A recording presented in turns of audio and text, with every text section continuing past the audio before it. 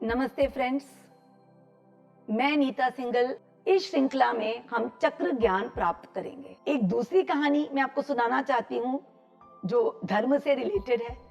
ये स्टोरी है तिरुपति बालाजी की। विष्णु जी लक्ष्मी जी के साथ विश्राम कर रहे थे।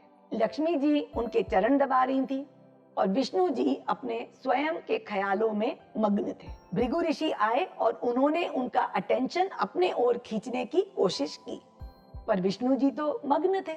लक्ष्मी जी थी उनके पास, वो खुश थे। इट इज सिमिलर टू कि हर पर्सन जो है वो मग्न है कि मैं तो सही कर रहा हूँ। People are busy enjoying life, that I have love, I have wealth, I am happy. पर गुरु जो है, गुरु wants to take you to your धर्म, to your right purpose। Bhrigu जी ने विष्णु जी के छाती पर लात मारी। उससे विष्णु जी उठ के बैठ गए और उन्होंने उनके पैर पकड़ लिए और पैर पर एक आंख थी उसको दबा दिया और कहा कि गुरु मुझे माफ करो, मैंने आपको नहीं देखा। आशा करता हूं कि मेरी कठोर छाती पर वार कर आपको तकलीफ नहीं हुई होगी। आंख को दबाने का जो सिग्निफिकेंस है वो ये है कि मुझे रास्ता दिखाओ। What should I see? Where should I go? अब जब उन्होंने आंख खोली तो लक्ष्मी जी जा चुकी थी। It was an illusion that I am happy, I am wealthy। अब विष्णु जी जो हैं वो घूमने लग गए और वो अपना सही पर्पस खोजने लग गए। जब तक इंसान को अपने जीवन का धर्म समझ नहीं आता, उसकी नैन टिकते नहीं है। His eyes are all over the place। In this form, Srinivas met Padmavati, who was the right life purpose।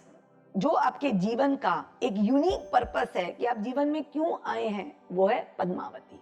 वो सिग्निफाई करती है पद्मावती। जब विष्णु को पद्मावती मिली, उनसे शादी करने के लिए उन्होंने काफी धन लिया कुबेर से, और फाइनली जब पद्मावती उनके पास आकर खड़ी हुई तो उनकी आंखें टिक गईं। इसलिए आप तिरुपति बालाजी पर देखते हो कि उनकी आंखें जड़ हैं, उनकी आंखें स्थित हैं। और जब उनके पास पद्मावती आई तब उनका सच्चा प्रेम लक्ष्मी जी भी लौट आई। और ये है वेंकटेश्वर की सही कहानी। इसमें हमको धर्म का सिग्निफिकेंस समझ आता है। जब तक हम धर्म से अलाइंड नहीं होंगे, हमारे जीवन में समृद्धि नहीं आएगी। Our eyes will be all over the place।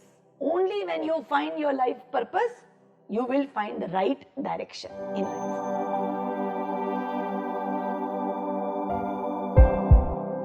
अब वेब, मोबाइल और टीवी पर उपलब्ध